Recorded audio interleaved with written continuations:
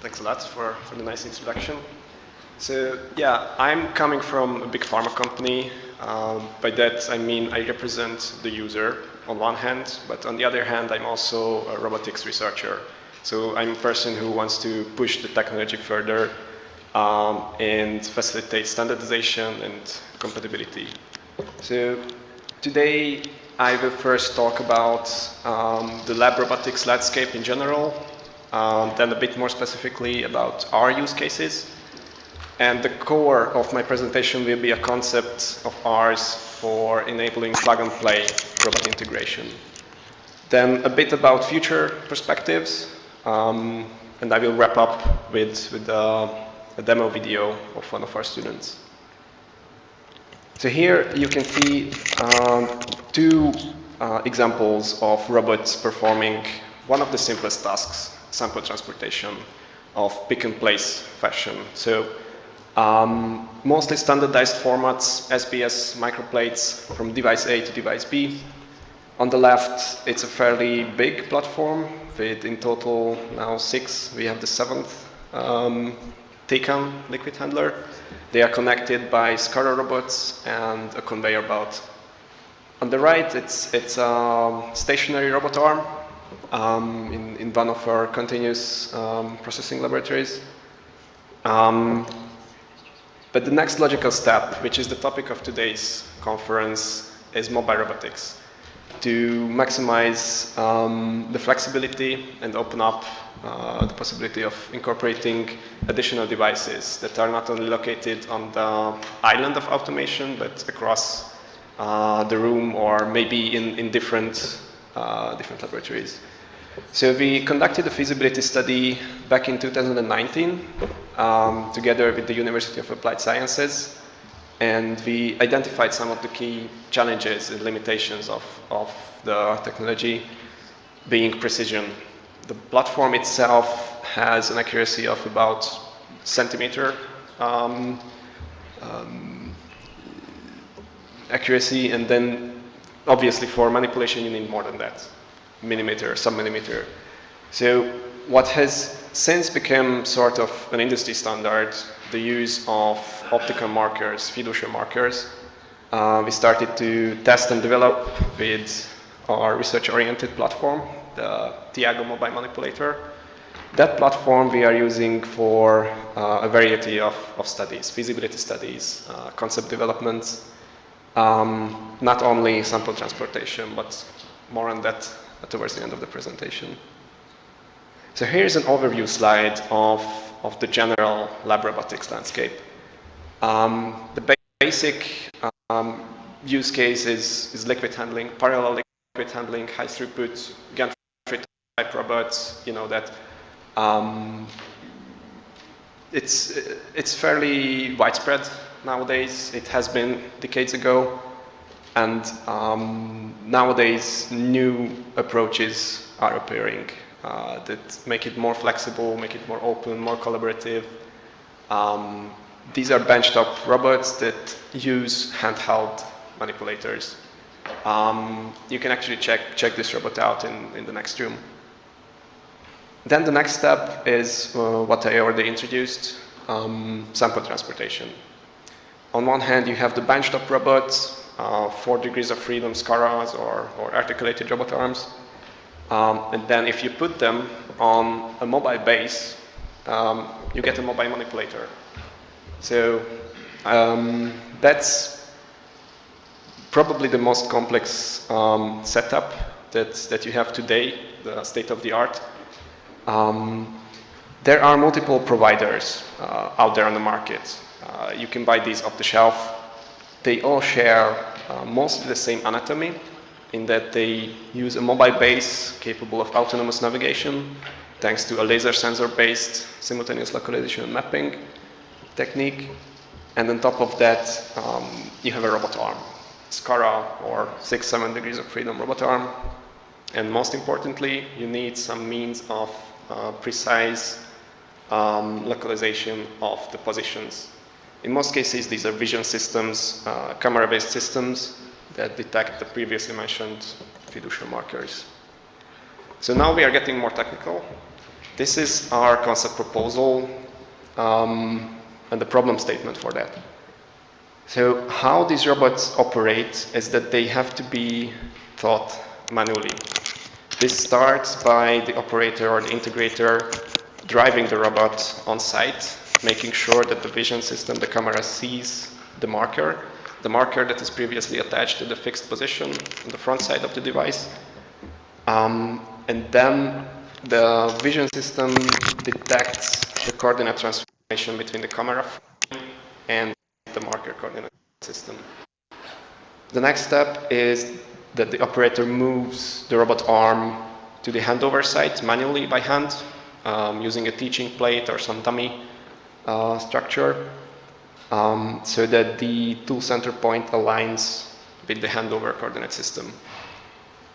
So then, since the kinematics of the robot are known, it means the relation between the camera coordinate frame and the tool center point can be calculated. And finally, so to say, the graph can be completed by determining the relation between the marker and the handover site. And that's ultimately what the robot needs to operate autonomously and load samples, for example, in the device. So what we propose is that we can make this teaching effort unnecessary. We can make the setup truly plug and play, including the navigation, the motion planning for the arm, and the interaction with the devices. And for many of those steps, there are already building blocks that we want to combine. We don't want to reinvent the wheel. We build on established technologies, such as the generation of the map for navigation, the detection of the fiducial markers, and also device interoperability standards like SILA or OPC-UA. What we propose is a comprehensive framework that combines these and extends it with an information layer according to the digital twin approach, so that we put all of the necessary information for each component of the device in a database so that they can share between each other and not require the operator to feed in those informations. So we would require the device vendor to upload those pieces of information, including the positions, the coordinate relations between the marker and the handover sites. Because we know that the same make and model of one device looks always the same. It's designed once, you can use the computer-aided design files and generate the data and the coordinate transformations. It's also important that the marker has to be included in the design on the front side of the device at a predefined position, alongside with another identification marker, either a barcode or an RFID chip, so that the robot can really identify, not only localize, but identify the device and fetch the previously mentioned information from the cloud. So these informations, as I said, we look at through the lens of the digital twin approach. So we need a digital representation of the system and all of the components. And to each component, we include the selected characteristics, properties, conditions, and behaviors, and make it accessible for the appropriate other components with access control, obviously. So it's sort of like a collective consciousness for the whole laboratory system, but with taking into account the security, IT security aspects. So we distinguish between three basic types of components. On one hand, the devices, the robots, and the premises. So each component has two types of parameters. Prototype parameters that are the same for each instance of the same make and model, and instance parameters that are different for each physical instance that you have in the laboratory. So for example, for the device, it has to include basic information of what the device is capable of and what it needs from the robot, what type of robotic action is needed. Then the geometry, the collision geometry has to be defined, and the coordinate frames. What is very important, that these informations have to be open for calibration. So it's one thing that you define the relations based on the design, but mechanical deviations can occur, and you have to keep open the possibility for the user to recalibrate if needed. So that's just an option. For the robot, also the capabilities are important, what the robot is capable of, fulfilling, how it can grip, is it a parallel gripper, is it a suction cup, what is the payload. And this is needed for the orchestrator, for the scheduler, the process controller, if you will, to be able to determine which robot is capable of fulfilling which task. And then, as a third layer, you can think of live information coming directly from sensors that is overlaid on those prototype and instance parameters. So, for the room, for example, you have first a design, a floor plan. Then you make an actual map with the robot manually. You drive around, you generate the two-dimensional occupancy map, and on top of that you have the live two-dimensional device laser scanner data. To let this happen, we also need to think of the whole system in terms of distinct layers. These represent the levels of the automation pyramid, if you will, and also the logical levels of the process. So you have to decompose the process, basically, starting from the very top, the workflow itself, be it an assay, a test. And you have tasks that correspond to certain components of the system, not only robots, but analytical equipment.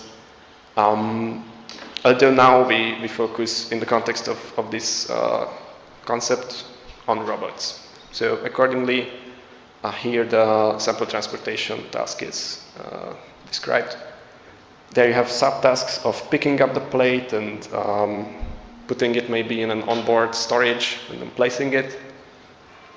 And then we arrive to the most important layer, what we consider the lowest level that we use from the perspective of the process controller, from the laboratory automation process controller.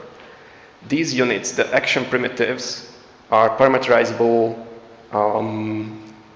atomic units that mask everything that's below. That is the motion primitives, the robotic motions. And we are working on a library to have a comprehensive list of these. This distinction also lets us to assign the different technologies of the stack, if you will, to the different layers, including the high-level process representation with something like the business process modeling notation or more biologic-specific solutions like PAMU. And also the communication layer, be it SILA or OPC UA based. And then on the bottom, which is the focus of our work, the robot-related functionalities, using some integration framework like ROS that incorporates applications. And also this is the layer where we put the laboratory automation robotic access primitives, action primitives, how we call them. What we want to achieve with this framework is, as a first step, to incorporate state-of-the-art solutions, that is sample transportation, but also make it suitable for incorporating new topics, such as robots being used for feeding the digital twin, for inputting information. And for that, it's basically environmental monitoring. You put sensors on the robot, you let it roam around and feed three-dimensional data into the system, perform object detection, trace and track the changes in the laboratory premises, and thus keeping the digital twin alive. Another aspect is putting the human in the system by implementing collaborative operation. So there, the human has to communicate with the system and with the robot, being in the master or actually the slave position, as we heard the joke. And there, different modalities have to be evaluated.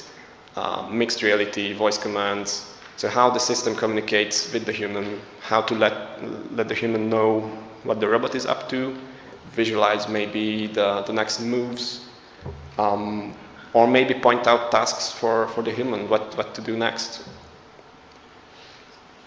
Another type of human-robot collaboration is where the human is directly controlling the robot remotely. So this is an example that's already quite well established in surgical robotics. The surgeon sits maybe across the ocean and performs some tasks over the air. And this we can use in the lab, for example, in the case of an automated process running overnight or during the weekend. And then when an error occurs, normally a standby worker has to come on site and evaluate the error and then intervene by their hands. So what we can do with the robot is log in from another office or from home, drive on site, use the onboard sensors, mostly the camera, to evaluate, and then ultimately use the manipulators to intervene with telemanipulation. And with that, I want to finish. This is the feasibility study that one of our master students conducted with our Tiago robot. So here we are using virtual reality goggles to control the robot. He put together a virtual environment where you have the three-dimensional camera image in the middle using stereo cameras. And on the side, you have the gripper cameras for fine adjustments. And with the virtual reality controllers, you can actually input the desired position for the arm in a relative manner. You can see me moving the arm like in multiple steps, approaching the object that I wanted to manipulate. So with that, I want to finish. Thank you for your attention. For your interest, here is a website where we collected some material, previous presentations, papers, also papers in progress will be uploaded here. And here are some references. I think the slides will be shared if you're interested. Thanks a lot for your attention.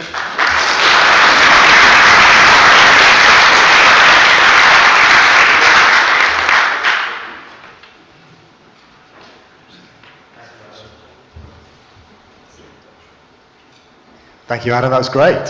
Fantastic. Any questions from anyone immediately before we go on to the text ones?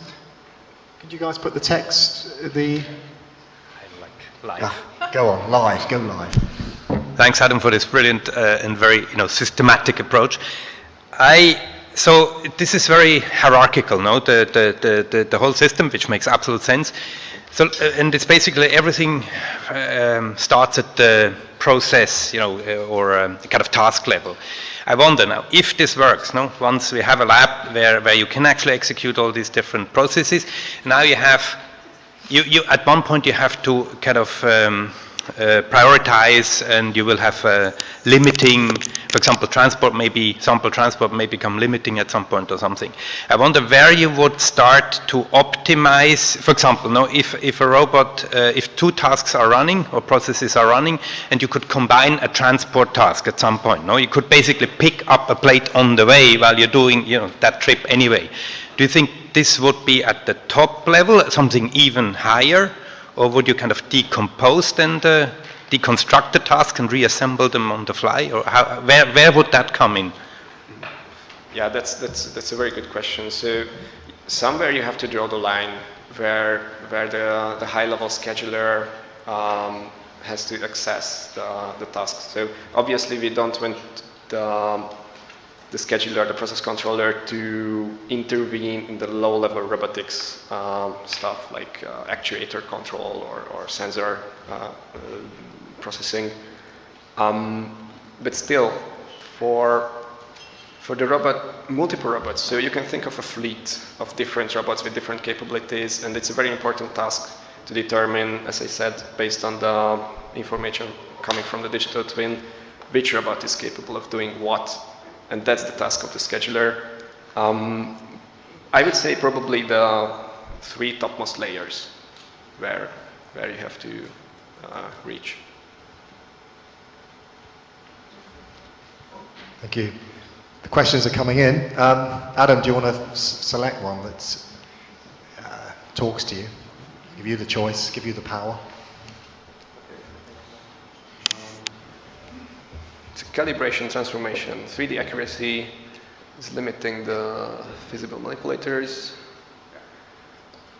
Yeah, so in most cases you have to perform some type of sensor fusion. So you don't rely solely on just one modality, just 3-dimensional point cloud or just, I don't know, there are approaches of using tactile sensing. So especially when it comes to delicate, fragile and transparent objects in the lab, which are quite common, you can't use optical detection. You have to think of maybe the robot first touching the edge of the vial and then calculating the gripping position. And that's also an answer to the accuracy. When you fuse multiple modalities, it helps. Yes. Yeah. Okay. Yeah, I've got a question. To me, I don't know, but maybe it's being rude, but it seems like it's quite crude at the moment, doesn't it? In terms of, all it can do is pick up sort of a plate or a box or a, it's quite sort of basic stuff that it does. I can imagine in other industries that maybe it's in my head, but is there more complex stuff going on in other industries that allows more complex manipulation? Or is this where the state of the art is? In terms of, it's basically a robot's got a gripper or an arm, and it can just about grab hold of a plate and just about put it on a HPLC machine or robot or a liquid handler. Is that where we are? Where are we in that sophistication? As you say, simple pick-and-place type sample transportation is the state of the art. But the problem statement when it comes to laboratory automation is quite complex. And it is actually, to come back to one of the previous questions, it's a good playground to develop technologies that can be transferred to other areas. Not only life science laboratories, but it's basically a machine tending task that we're talking about to load something into something. So we can generalize. Okay, good. The question there in the middle there, that's a relevant one, isn't it? Do you have any lab users already using the mobile robots? Are there, or do you know of any companies or organisations that are using this routinely to get proper, work done? I guess we will have some of these presentations during the conference. We are using the robot for development purposes, feasibility studies. For sample transportation, we're using benchtop robots at this stage. What else have we got there? We've got a few minutes left, actually. Are there any questions in the room? Anyone wants a microphone? Or step up?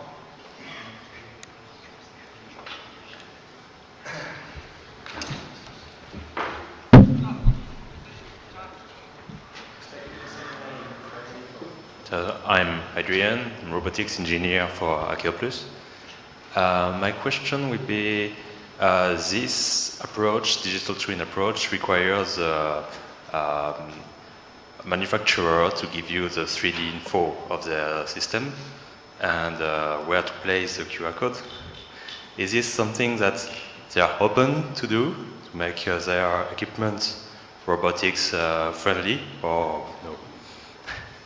Very good question. So that's the direction where we want to push the industry, and it's not easy.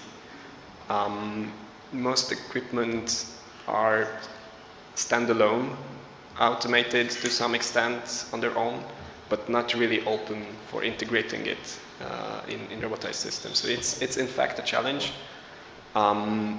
Vendors want to protect their IP, and their interest and their market share. But I think ultimately standardization is a benefit for every stakeholder, because then for us, I'm speaking from the user's perspective, we can exchange different modules, and that's what we want. But from the vendor's perspective, you can gain more coverage and not only stick to the customers that you convinced to commit to your system, but let them combine and select what's the best for which purpose. Yeah, it makes sense, doesn't it? Standard. There's a good one there on Sealer. From your perspective, what exactly should be solved with Sealer in the next 5 years as a user? Is there one thing on your mind that should be solved? What's the big thing that needs to be solved? Yeah, with Sila, we are currently working on specifically the robotics aspect of integration. We launched a working group where we are focusing on extending the existing feature definitions, standardizing it, making a unified set that vendors can choose from, what subset they implement for the robot, according to what the robot is actually capable of. And then ultimately to incorporate those use cases and technologies that I talked about towards the end of the presentation, the future ones. Okay. Sorry, there's one there that's got 5. I'm just noticing the 5. Well, where are we with standardizing the safety requirements for these collaborative environments? Tough one. Yeah, we are behind. On a scale of 1 to 10, where are we? Yeah, we are lagging behind. So the regulations, the standards, try to keep up with the pace of the technology, but it's like hackers and the IT security guys. Hackers are always a step forward, and with the regulations you have to follow similarly. Okay, great. I think we've run out of time, but thank you very much, Adam. And thanks a lot.